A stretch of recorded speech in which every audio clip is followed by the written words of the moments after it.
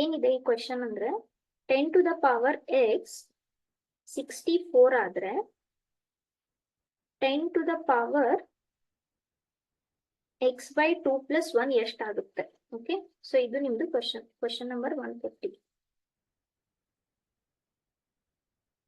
Okay, ಇದು ಎಷ್ಟಾಗುತ್ತೆ ಅಂತ ನಿಮ್ದು ಕ್ವೆಶನ್, ಸರಿನಾ? ಸೊ ಕ್ವೆಶನ್ ಅರ್ಥ ಮಾಡ್ಕೊಳ್ಳಿ. ಏನಿದೆ ಕ್ವೆಶನ್ ನಲ್ಲಿ, ಫಸ್ಟ್ ಕ್ವೆಶನ್ ಅರ್ಥ ಮಾಡ್ಕೊಳ್ಳೋಣ. ಏನೇನ್ ಬೇಕು ನಮ್ಗೆ? 10 to the power x by 2 plus 1 ಇದೆ. ಇದನ್ನ ನಾನು ಹೇಗ್ ಬರಿಬಹುದು? x by 2 into 10 to the power 1. ಯಾಕೆ?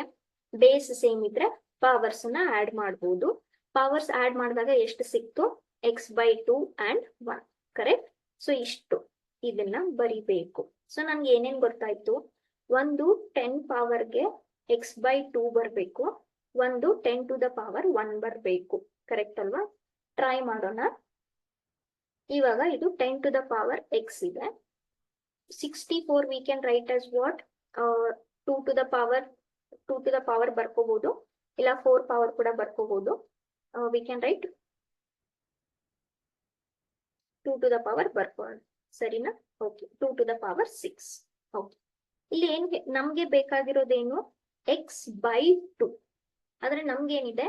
x ಮಾತ್ರ ಇದೆ. ಸೊ ನಾವ್ ಏನ್ ಒಂದು ಆಪರೇಷನ್ ಮಾಡೋಣ ಇಲ್ಲಿ. Divide both sides by 2. ಯಾವ ಬೋತ್ ಸೈಡ್ಸ್? ಪವರ್ಸ್ ಮಾತ್ರ. ಓಕೆ, ಪವರ್ಸ್ ಮಾತ್ರ. ಬರೀ ಪವರ್ಸ್ ನ ಹಾಫ್ ಪವರ್ಸ್ ತಗೊಳ್ಳಿ. ಓಕೆ, ಸೊ ಇವಾಗ ನಾವ್ ಇಲ್ಲಿ ಏನ್ ಮಾಡೋಣ? x by 2 2 to the power 6 by 2, ಸರಿನಾ? Okay, fine. ಸೊ ಅವಾಗ ಇಲ್ಲಿ ಎಷ್ಟಾಗುತ್ತೆ? 10 to the power x by 2, ಇಲ್ಲಿ 2 to the power 3 ಉಳಿತು. ಫೈನ್. ಓಕೆ, ನೆಕ್ಸ್ಟ್ ಈ ಟರ್ಮ್ ಬಂತು. ಇವಾಗ ನನ್ಗೆ ಇನ್ನು ಏನ್ ಬೇಕಿಲ್ಲಿ? ಇಂಟು 10 to the power 1 ಅಂದ್ರೆ 10 ಅನ್ನೇ, ಕರೆಕ್ಟ್ ಅಲ್ವಾ? ಸೊ ನನ್ಗೆ ಎರಡು ಕಡೆ 10 ಬೇಕು. ಓಕೆ, ಸೊ ನಾನು ಏನ್ ಮಾಡೋಣ? ನೀವು ಒಂದೇ ಕಡೆ ಆಪರೇಷನ್ ಮಾಡಿದ್ರು ಎರಡು ಕಡೆ ಮಾಡ್ಲೇಬೇಕು. ಸೊ ಇದನ್ನ ಹಿಂಗೆ ಇಟ್ಟು ಮಲ್ಟಿಪ್ಲೈ ಬೋತ್ ಸೈಡ್ಸ್ ಬೈ 10 ಅಂತ ಮಾಡು. Multiply both sides by 10. ಯಾಕೆ? ಎರಡು ಕಡೆ ಕ್ರಾಸ್ ಮಲ್ಟಿಪ್ಲೈ ಮಾಡಿದ್ರೆ 10 ಕ್ಯಾನ್ಸಲ್ ಆಗುತ್ತೆ.